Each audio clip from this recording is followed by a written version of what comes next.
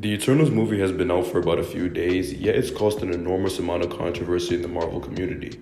With all the debate over the quality of the movie, there hasn't been as much talk about the power levels of the Eternals as I expected.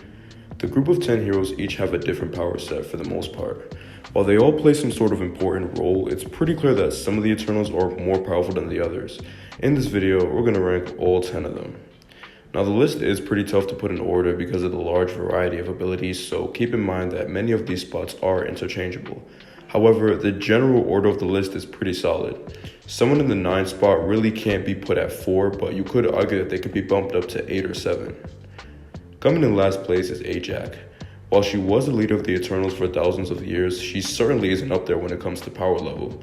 She probably has the best case for wisest one, and her healing powers are extremely useful, but she's not really that threatening power-wise. She did display some skill when she battled Athena for a short while, but then Athena shanked her and that was over with. Obviously she's superhuman physically, but so was every other Eternal, so it isn't really enough to put her any higher here. In the 9th spot, I would put Kingo. It's fitting that the funniest character would have the funniest powers. I mean, they're literally just finger guns, and if we're being honest, they usually don't do that much. When he charges his power up for a while though, it's much more devastating. We see this when he literally blows up a Deviant. I'm skeptical about putting him this low just because he's one of the few Eternals that, with a lot of time, mind you, could kill a Deviant with one move. At most, he might take the 8th spot away from the next Eternal on this list. That Eternal is Sprite, the most hated one from the movie, even more so than Ikaris. Her powers were similar to Loki's, making things like illusions and duplicate versions of herself, shape-shifting, and basically all the things that the trickster god loves. Sprite's powers won't really directly hurt her enemies in a fight, but they definitely confuse them and drive them crazy. They're even more useful in non-combat situations. I'm gonna be honest, the only reason she isn't higher is because I'm making this list with a bias towards combat powers, so she's at a bit of a disadvantage.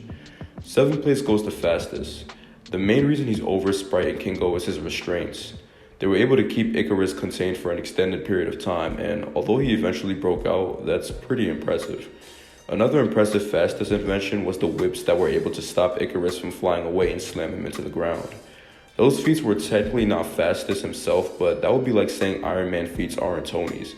Restraining Ikaris for that long was enough to give him a somewhat solid argument for being as high as 5. However, I think 7 is a pretty good spot. At 6 is Druig. He has the power to control the minds of humans for as long as he wants. We saw him effortlessly take over the minds of a massive group of people at once, and he says that he can take over the mind of every single person on Earth. That's ridiculously impressive. However, Druid can't take over the minds of beings that are too powerful for him. He stated that he couldn't control a Celestial, and we know he can't control the other Eternals, because if he could, there were multiple situations where he would've. Combat-wise, Druig is damn near useless unless he's facing enemies that are relatively weak. Those are the main reasons that even though he technically has an insane power, he's only 6. 5 is going to go to Athena.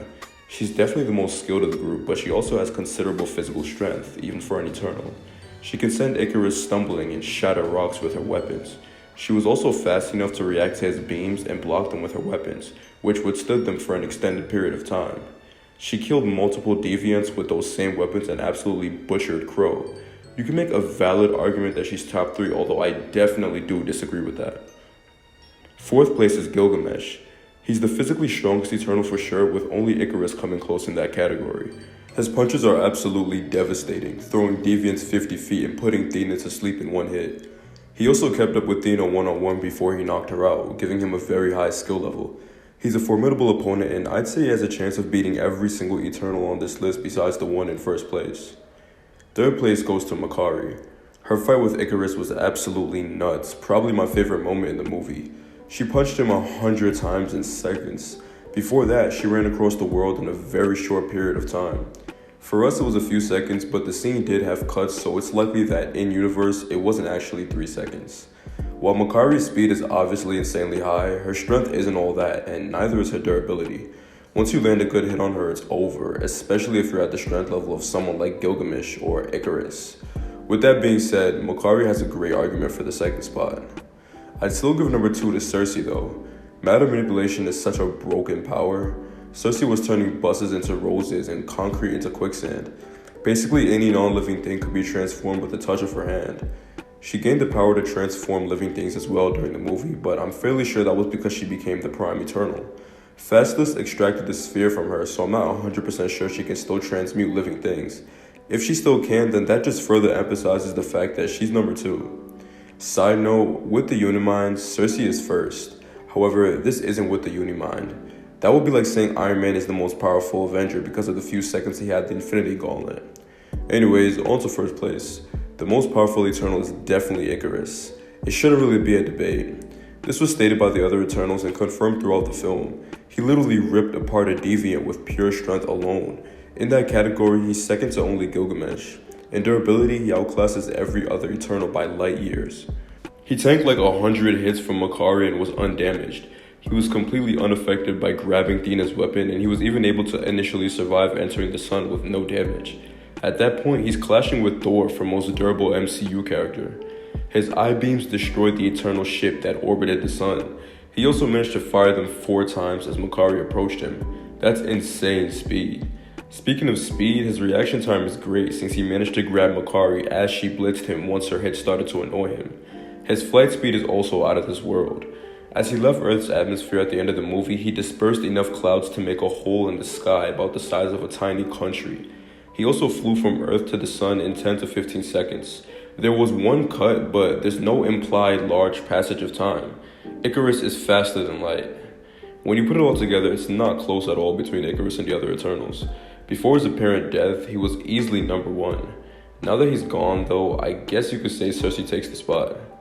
Let me know what your ranking is in the comments. Obviously, not everyone would have the same list since many of these are pretty debatable. Make sure to like the video and subscribe to the channel. I'll probably do another Eternals related video soon before I move on from them for now.